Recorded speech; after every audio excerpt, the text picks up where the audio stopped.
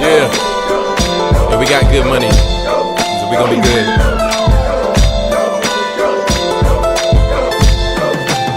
I promise it won't be like this forever. I promise I'ma get my shit together.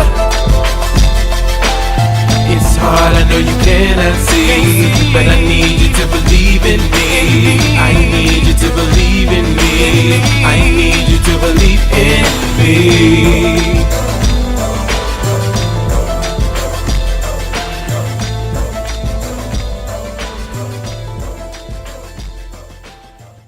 Man, I want to welcome you guys to another episode, man, of Persevering Indirectness in the World with Paul Marcellus. Man, I have a very, very, very special guest, man, coming all the way, man, from California, man.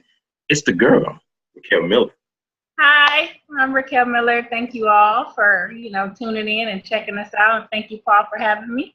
Oh, man, the pleasure was all mine. I have to say, this 4th of July weekend, I definitely thank you for taking the time to share your space and your time and your energy with me and the people. One of the first things, how did you even get into boxing? How did that even get started? I've always been a really, really athletic female. I've always been into sports. I grew up, in San Francisco and Hunters Point area. It's a pretty rough area, so we always used to be into something, having fights, and I was just pretty much a rough young lady. So you were true to your Aquariusness. You're very impulsive, huh? Pretty much, very much so. And that's kind of how it got started. Now, did any family members or who motivated you or inspired you to go that route?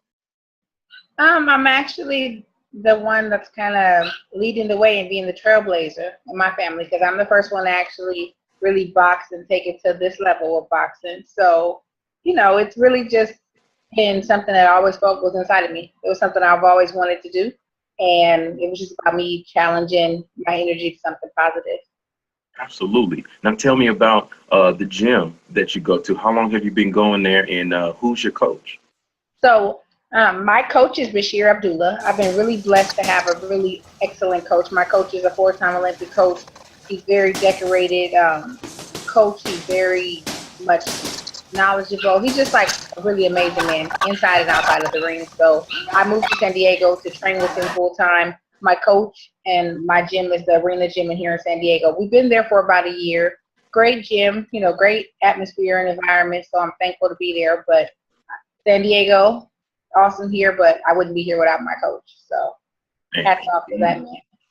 So as long as you've been training and boxing, tell me about the first time that you won either your first fight or your first championship. I think that the most memorable fight any fighter can ever have is the first one, because you don't really know what to expect. You're going in there just off of sheer excitement, adrenaline. And my first fight was, I think, 2011, December 11, 2011, I want to say. No, 2010, excuse me. So that was my first fight. I was really nervous. It was so funny. I was hitting the pads before I went into the ring, and I told my coach, I can't remember how to box, but I know how to fight. I couldn't remember anything to do with boxing. I just I'm just going to go in there and I'm just going to fight because I can't remember how to box. And it's no lie. So I went in there and that's what I did. I fought and I won, and I got fight of the night. But I think that just being able to see yourself go from a journey of just the unknown and being nervous to deciding that you're going to stick to something, to going through the ups and the downs and just sticking to it, because from the time I actually started training to when I first had my first match, I had to have surgery on my hand. I had to lose 50 pounds. It was just a real journey, so just to get to that moment and to finally be able to say, I said I was going to do it. I stuck to it. I weathered the storm and I'm here now. Mm-hmm. That's an amazing feeling. And I encourage anybody to set a goal and stick to it. Absolutely. And you know what? That was the whole purpose of me starting this blog, man. I had various people, man, tell me, hey, I don't understand the title. I don't understand why you call it what you call it. And I just have to let them know, man, you're persevering that point from A to B. It's all you're doing. And there are so many stories, so many journeys that we all could learn from. And what I want to do is I want to reach out to the people. I want people to get to know people like you. I want people to follow you, you know, and support what you do because of that very same mentality and that mindset. Tell me or tell the people a word of advice that you would give them to persevere and to stay along this journey or to stay the course in their passion. I think that one of the best advice that I can give someone is set small goals so that you learn the feeling of accomplishment. And then it'll kind of get you eager to get to a bigger goal. So even if it's like, you know what, I'm going to lose 10 pounds or I'm going to start eating healthier.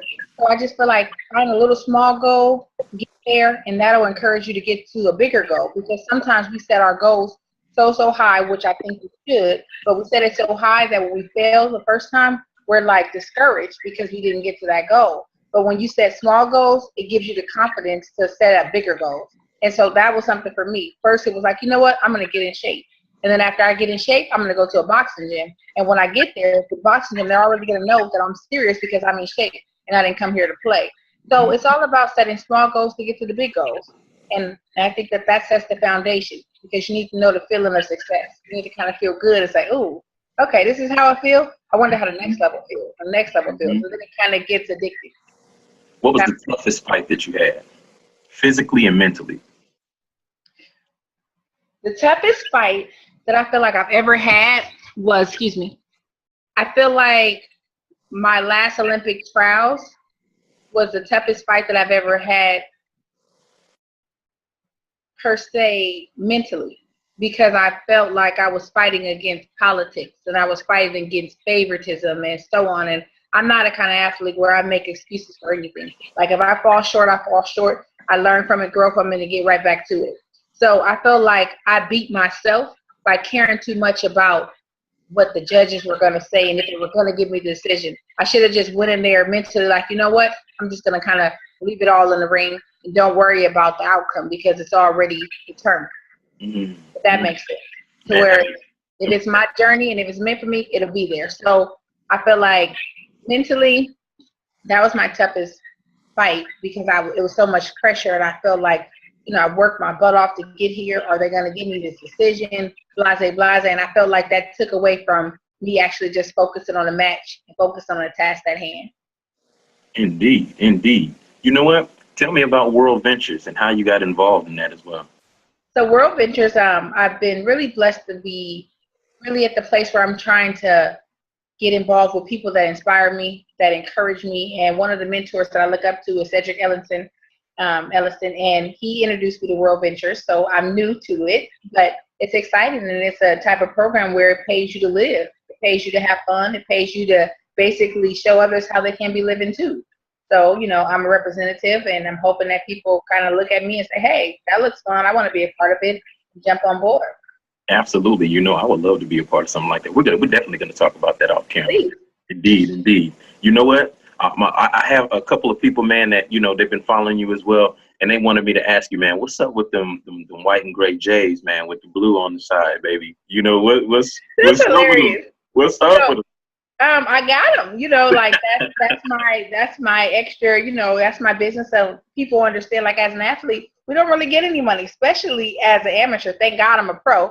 And one day, God willing, I'll be able to get a good purse and a good payday. But right now, you know, I'm looking for sponsorship. I have my sneaker boutique that I run on the side. That's kind of like my side business. So if you need me, holla at me. You know, if I got some sizes left for you, you know, let me know. So that's kind of what I kind of do on the side. And one day I hope to open a sneaker boutique and, you know, just kind of keep the ball bouncing. But that's my side hustle. And if you're interested, you know, let me know. Shoot me a message and we'll get it done.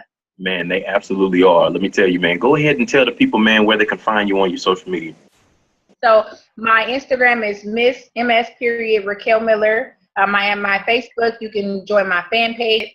Sometimes people send me messages and it goes to the spam folder, but my messages get through on my fan page. So if you ever message me on my personal page, it doesn't work out, shoot me a message on my fan page, click a like, you know, I'm able to see it and support you and follow you back and kind of go from there. So right now I'm working on my website. It'll be Raquel Miller Boxing. It should be up in about a week or so. So I'm working. You know, everything is pretty much homegrown and organic in this whole journey of mine. So bear with me, but I'll have my website up in about a week or so. And those are my two social media sites that I'm really on. I have a Snapchat, but I'm not that good at that shit. So I'm getting it. Getting it.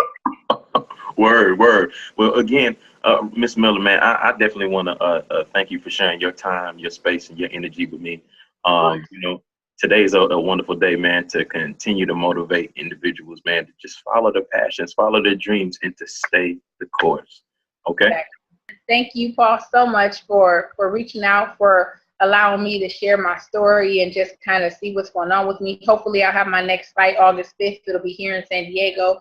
And I just ask everybody to kind of keep me in prayer and follow my journey, because I feel like I am the people.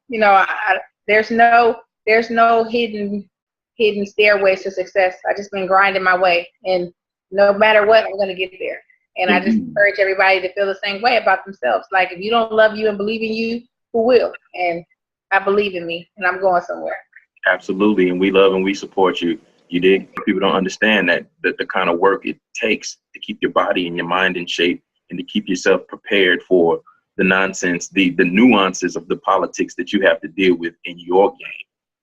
There's several games out here that we can play, but in yours in particular, you got to be strong, and you definitely are a strong woman.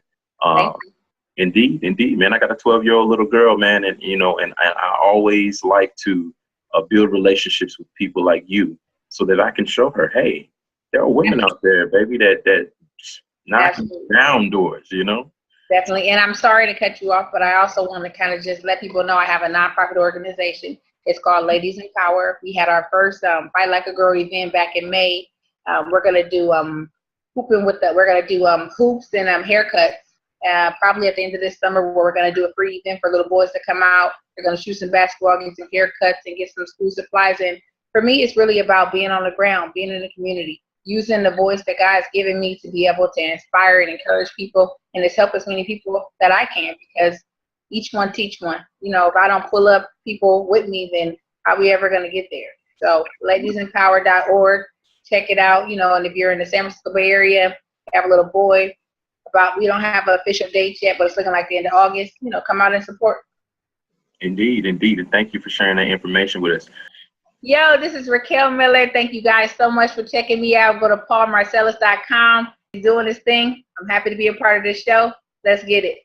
Indeed. Again, Ms. Miller, thank you very, very much.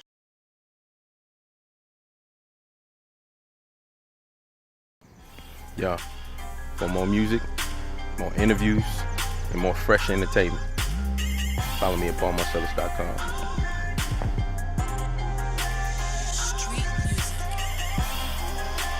MTM bag. All we pulling out is cash.